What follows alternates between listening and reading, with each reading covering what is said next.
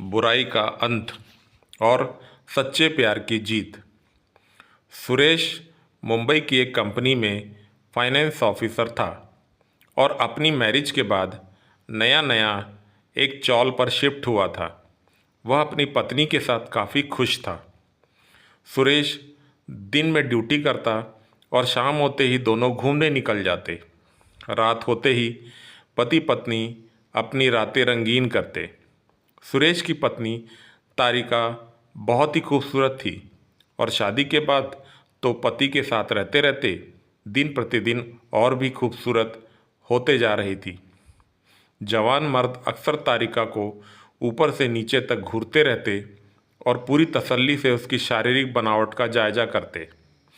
खैर, कुछ दिन ऐसे ही चलता रहा, लेकिन एक दिन बाबू राजा, जो उस इलाके का गुंडा था, उसकी नज़र तारिका पर पड़ जाती है और देखते ही उस पे लट्टू हो जाता है। एक दिन शाम को अपने कुछ साथियों के साथ सुरेश से वह मिलने आता है और अपना परिचय देता है और उसकी पत्नी को घूर घूर के निहारने लगता है। तारिका को ये सब बहुत बुरा लगता है और ये बात सुरेश को बताती है, लेकिन सुरेश कुछ नहीं बोलता है।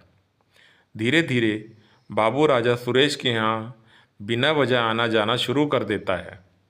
अब चूंकि बाबू राजा एक गुंडा था, इसलिए सब उससे डरते थे। कोई कुछ नहीं बोलता है। अब जब भी सुरेश ऑफिस चला जाता, बाबू राजा तारिका से मिलने आ जाता और कहता, भाभी, आज आपके हाथ की चाय पीनी है। कभी आकर कहता, भाभी, आज नाश्ता करने का मन है। एक दिन तारिका उदास मन से बाबू राजा के लिए चाय बना रही थी। ठीक उसी टाइम बाबू राजा तारिका के किचन में घुस जाता है और पीछे से कमर से चिपक जाता है और तारिका के पूरे शरीर को सहलाने लगता है। तारिका भी तपाक से पलटकर बाबू राजा को एक झापड़ रसीद कर देती है। तो तुरंत बाबू राजा तारिका को अपनी बाहों में जकड़कर धमकी देता है कि एक न एक दिन तुमको अपना बनाकर रहूँगा, और वहाँ से चला जाता है। ये सारी बातें तारिका अपने पति सुरेश को बताती है। सुरेश को सारी जानकारी पहले से रहती है। अब वो ये सोचता है कि मैं कर भी क्या सकता हूँ। अब एक दिन बाबू राजा के आदमी ज़बरदस्ती सुरेश को पकड़कर बाबू राजा के पास लाते हैं।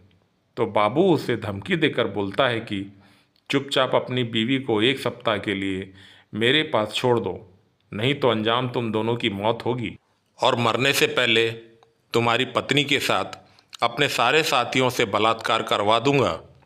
सुरेश वापस अपने घर आता है और तारिका को सारी बात बताता है। तभी दोनों ठीक 2 दिनों के बाद आत्महत्या करने का प्लान बना लेते हैं और रात को सो जाते हैं। सुरेश तारिका के बारे में सोच सोचकर ऑफिस जा रहा होता है। तभी अचानक एक मर्सिडीज गाड़ी उसके पास रुकती है और गाड़ी से एक बुजुर्ग सुरेश के पास आता है और कहता है, मुझे पहचाना? सुरेश नाम में जवाब देता है। बात यह थी कि कुछ साल पहले सुरेश के ही सामने बेंगलोर शहर में एक भयानक रोड एक्सीडेंट हुआ था और उस एक्सीडेंट में एक व्यक्ति अपनी कार में बुरी तरह से घायल हो गया था। तो सुरेश ने कार से उस व्यक्ति को निकाल कर हॉस्पिटल पहुंचाया था। उस व्यक्ति की हालत बहुत ही ज़्यादा गंभीर थी और उसकी कई हड्डियां टूट चुकी थी और वो कोमा में चला गया था। सुरेश तो बाद में इन सब बातों को भूल चुका था, लेकिन वो व्यक्ति धीरे धीरे रिकवर यानी कि पूरी तरह से ठीक हो गया और वही व्यक्ति आज सुरेश से मिला था। उसने कहा, सुरेश, तुमको मैंने बहुत ढूंढा और आज तुम मुझे मुंबई में मिले हो। सुरेश भी उस व्यक्ति का अभिवादन करता है। वह व्यक्ति सुरेश को अपने घर ले जाता है, लेकिन सुरेश उसके घर को देखकर दंग रह जाता है, क्योंकि उसका घर एक बंगला था और वह व्यक्ति एक मशहूर अरबपति बृजमोहन रहता है। उसका कपड़े का और इंपोर्ट एक्सपोर्ट का बिजनेस था। दोनों ढेर सारी बातें करते हैं और बृजमोहन बताता है कि तुम्हारे हॉस्पिटल छोड़ने के ठीक 2 साल बाद ही पूरी तरह से ठीक हो पाया हूँ और उसके बाद हर जगह मैं तुमको ही ढूंढ रहा हूँ। सुरेश को उदास देखकर बृजमोहन पूछता है, सुरेश क्या बात है, कोई परेशानी है? और फिर सुरेश कहता है कि सर, अब मैं और मेरी पत्नी इस जीवन से तंग आ गए हैं और आत्महत्या करने वाले हैं। और फिर सारी बात उस बृजमोहन से शेयर करता है। बृजमोहन उसे आश्वासन देता है कि बाबू राजा तुम्हें जीवन में कभी तंग नहीं करेगा। सुरेश दुखी मन से चला जाता है। ठीक 2 दिन के बाद सुरेश को न्यूज़ के माध्यम से पता चलता है कि बाबू राजा का एनकाउंटर हो गया है। अब वही बृजमोहन सुरेश के घर आता है और कहता है, देखो सुरेश, मैंने अपना वादा निभा दिया है, लेकिन अभी मुझे एक और काम करना है। ऐसा कह के एक फ्लैट की चाबी सुरेश को देता है और अपनी कंपनी में प्रबंधक की नौकरी का ऑफ़र कर देता है।